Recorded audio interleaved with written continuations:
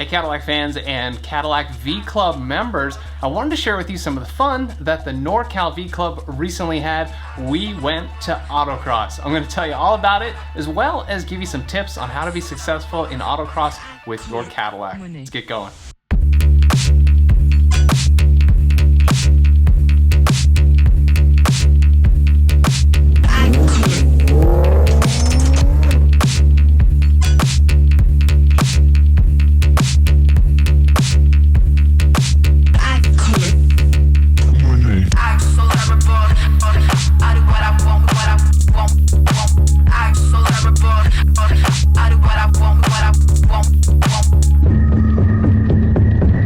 Hey folks, Daniel here. Not only do I run the Jet Fuel Only channel, but I'm also the director of the Norcal Cadillac V-Club. It's a club for all V owners, including V Sports and Blackwings. Now, we went autocrossing with the Golden Gate Lotus Club. That's right, I know it's Lotus, but that's okay. You see a lot of groups run autocrosses, but they can't get enough participation from their own groups, so they open it up to other cars, usually at the end of the registration periods. Now, I didn't bring my Cadillac. I haven't autocrossed my Cadillac lately because I did buy the Porsche just for autocross and track days, but if I can get enough participation from the V-Club, I might bring the Cadillac back out to autocross. Joining us for this autocross are Phil in his CTS-V with about 900 horsepower, although not running his peak at this event.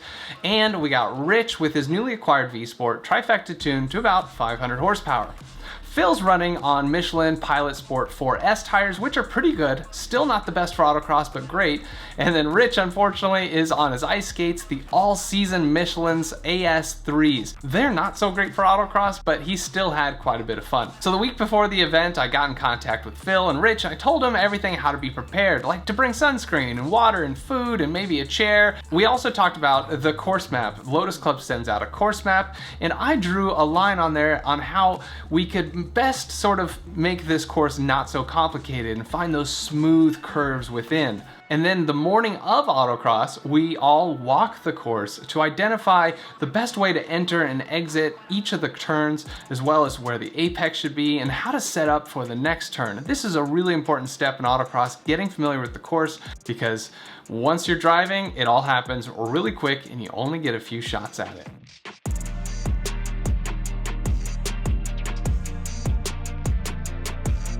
We all had a really good time, and the best thing about autocross is there's a lot of people around to help.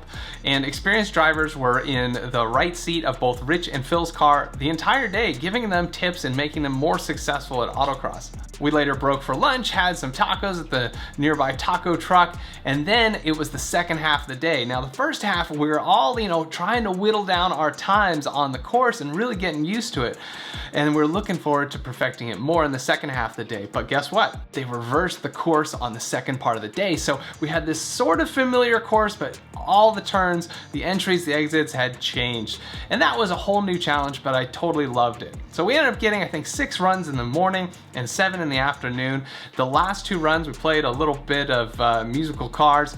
I got to drive the V-Sport. That was a ton of fun for memory's sake, but it was like, again, on an ice skating rink. Those tires were slick. And then I got to drive Phil's super powerful CTS-V. Oh my gosh, I giggled like a schoolboy. Check this out.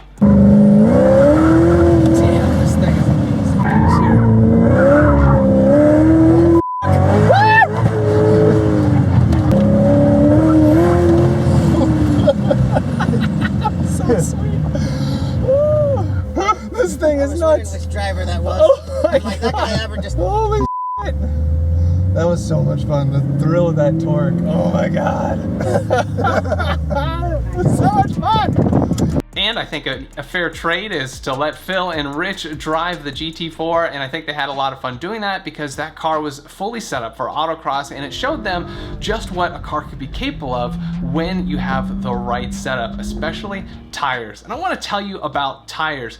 Autocross tires are typically 200 tread wear tires. These are tires you can run on the street they're kind of noisy usually and they don't last very long, but they grip like crazy. You might be thinking about some of the other cool tires people run, like those Toyo R888Rs. Those actually aren't so great for autocross, better for the track where you have some time to heat them up, but autocross you want a tire that heats up quickly and grips right off the bat. I suggest checking out this video where this guy reviews all the most popular autocross tires. I'll talk more about setting up your car later for success. So Phil struggled a bit throughout the day to put the power down because his tune wasn't really dialed in and the power just came on pretty instantaneously. It was difficult to drive, but he had the advantage of the grippier tires.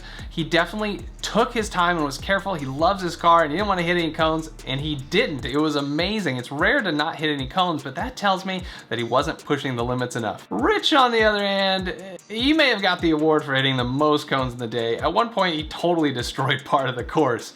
But he has a little more experience driving, so he was definitely not afraid to push it more, and with those all-season tires, things can get out of hand pretty quick. And surprisingly, the lesser powered V-Sport with the crappier tires was faster than Phil's times through the day, but that's just more about that seat time. Seat time and tires, folks, big plus. If Rich would have had better tires and seat time together, he would have set down some pretty good times, I think. And if Phil's car had better tuning and he could control that throttle better, he could have had much better times as well.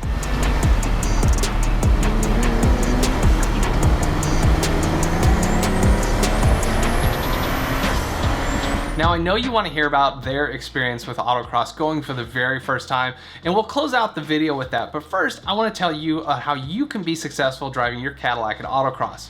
Now, if you're wondering what class your Cadillac's in, check out the lists. They're down in the SCCA Rulebooks, pretty far in. Here you can see the second and third gen CTS-Vs, the V-Sports, and the regular ATSs are in F Street. Check out all the other cars that are in that class. Some of them better suited for autocross than your Cadillac, and some aren't. As for the ATS-V, it's a little better performing and it's in B Street. Check out all the cars in B Street.